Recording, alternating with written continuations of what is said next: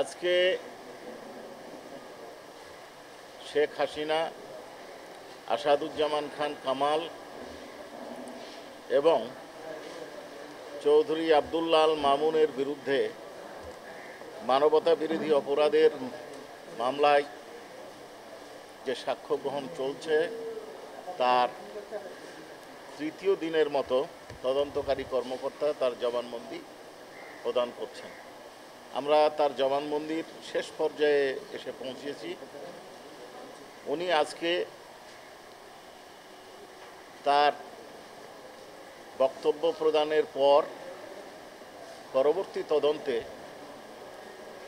যে সমস্ত evidence collection করেছেন তার মধ্যে দুটো ডকুমেন্ট, একটা হচ্ছে বিবিসির একটা প্রামাণ্যচিত্র, আর একটা হচ্ছে আল জাজিরার একটা প্রামাণ্যচিত্র, সেই সাথে সাবেক স্বরাষ্ট্রমন্ত্রীর একটা প্রেস ব্রিফিং।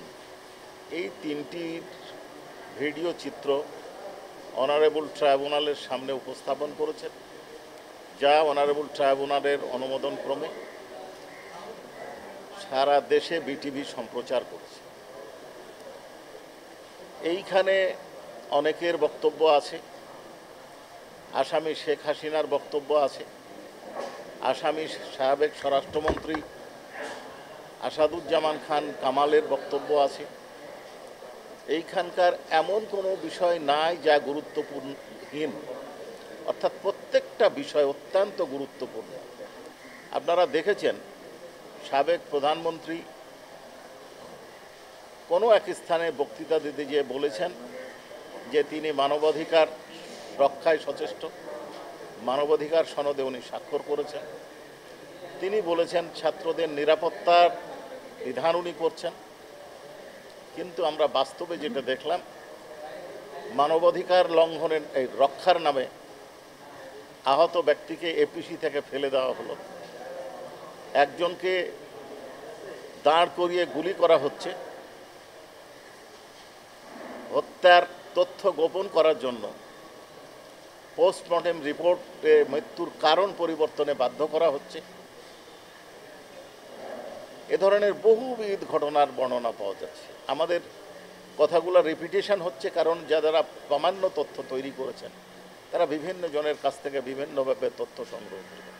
আপনারা যদি বিবিসির যে প্রামাণ্য চিত্র সেটা দেখবেন, কতগুলো মোবাইল ভিডিওর স্ক্রিনশট ওইখানে উপস্থাপন করা হয়েছে। আপনার প্রিয় কাপড়ের যত্নে এলো এনজাইম সমৃদ্ধ Arik silver wash detergent powder, 500 গ্রাম মাত্র 70 টাকা। প্রিমার্ক।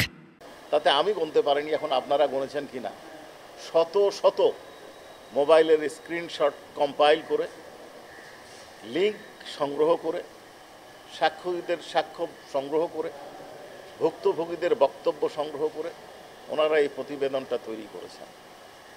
এই প্রতিবেদনে যেটা দেখা যাচ্ছে যে আবু সাঈদের যে মৃত্যু দিয়ে, হত্যাকাণ্ড দিয়ে যে আন্দোলনের সূত্রপাত, সেই আন্দোলনকে দমন করার জন্য তার মৃত্যুকে হত্যাকাণ্ড পুলিশ কর্তৃক নয়, ভিন্ন ব্যক্তি বা আন্দোলনকারীরা কর্তৃক তা প্রমাণের জন্য একটা মিথ্যা মামলা দায়ের করা হয়েছিল, এবং মাথায় আঘাত মর্মে, অর্থাৎ মাথায় আঘাতের কারণেই তার মৃত্যু হয়েছে এই মর্মে রিপোর্ট প্রদানের জন্য ডাক্তারকে বারবার বাধ্য করার প্রচেষ্টা চালানো হয়েছে, তাকে লোভ দেখানো হয়েছে।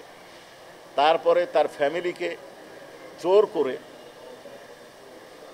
গণভবনে নিয়ে আসা হয়েছে, তাদেরকে টাকা দেওয়া হয়েছে, টাকা অর্থাৎ সঞ্চয়পত্র দেওয়া হয়েছে, যেন লোকজনের কাছে মনে হয় আবু সাঈদের বোনের উক্তি সম্ভবত আপনারা দেখেছেন যেটা আপোষ হয়েছে। এটা একটা বর্ণনা আপনারা দেখেছেন। আর একজন ভিকটিমের বোন যিনি এই মামলার সাক্ষী দিয়ে গেছেন, তার বক্তব্য আপনারা দেখেছেন যে আমি যাইনি, কেন যাব, আপোষ কার সাথে, কি ক্ষতিপূরণ দিবেন, কান্নার ক্ষতিপূরণ দিতে পারবেন উনি, এই বক্তব্য আসছে। আর একজন ডাক্তারের বক্তব্য আপনারা দেখেছেন, অন্তত 6টা গুলি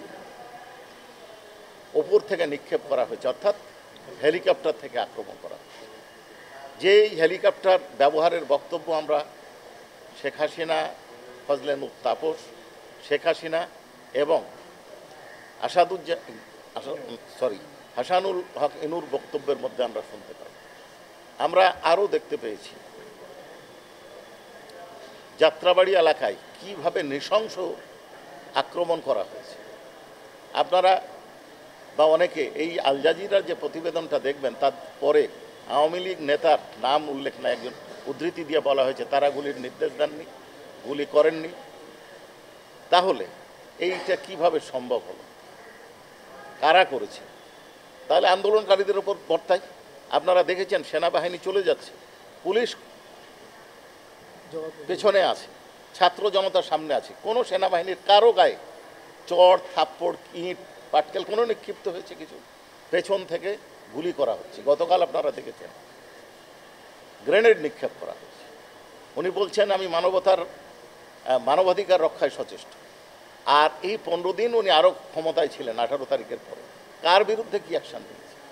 কারো বিরুদ্ধে অ্যাকশান নেই। আবু সাঈদের বোনের বক্তব্য শুনেছেন যে তদন্ত কি লাগবে, দেখা যাচ্ছে পুলিশ গুলি করছে। হ্যাঁ, তদন্ত লাগতো। কি তদন্ত? তদন্তে ভিন্ন খাতে প্রবাহিত করে বলা হতো ওই যে একটা মিথ্যা মামলা দায়ের করা হয়েছিল, কি যে আন্দোলনকারীরাই আবু সাঈদকে হত্যা করেছে। এই তদন্ত উনি করার ব্যবস্থা করেছেন। আর একটা বিষয় বলে আমি আমার বক্তব্য শেষ করতে চাচ্ছি। সারা দেশের 41টা ডিস্ট্রিক্টের 438টা স্পটে গুলি করে মানুষ হত্যা করা হয়েছে। যেই বক্তব্য তদন্তকারী কর্মকর্তা আজকে তার বক্তব্যের শুরুতে দিয়েছেন। যে আপনাদের ধন্যবাদ। কোনো প্রশ্ন থাকলে হ্যাঁ, এটা আমি আগেও বলেছি যে আমরা 47, পরবর্তীকালে তথ্য পেয়েছিলাম আরও বেশি, 47 এই 50টি জেলার বেশি জেলাতে মারণাস্ত্র ব্যবহার করা হয়েছে, যে গুলি করা হয়েছে আন্দোলন দমনে।